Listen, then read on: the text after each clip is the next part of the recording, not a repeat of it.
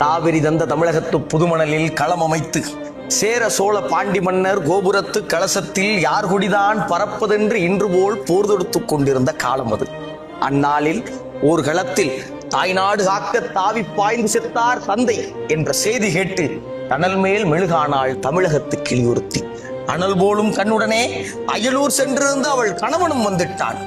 புனல் போக்கும் விழியாலே அவள் போர் செய்தி தந்துட்டாள். தந்தை களம்பட்ட செய்திக்கோ தவித்தாய் என்றான்.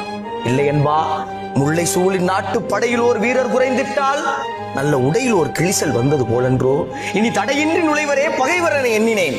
அடைபட்ட கண்ணீர் அணை உடைத்ததத்தான் என்றாள். அவன் குகை விட்டு கிளம்பும் ஓர் புலியென புகை விட்டு குமுறும் எரி மலையென பகை வெட்டி சாய்க்கும் வாள் எடுத்தான், சூளுரைத்தான், சுடர்முகம் தூக்கினான். சுக்கு நூறுதான் சூழ்ந்து வரும் பகை என்றான். நங்கையோ நகை முழக்கம் செய்து நடந்திடுக கண்ணே என்றாள். திரும்பி வருவேன்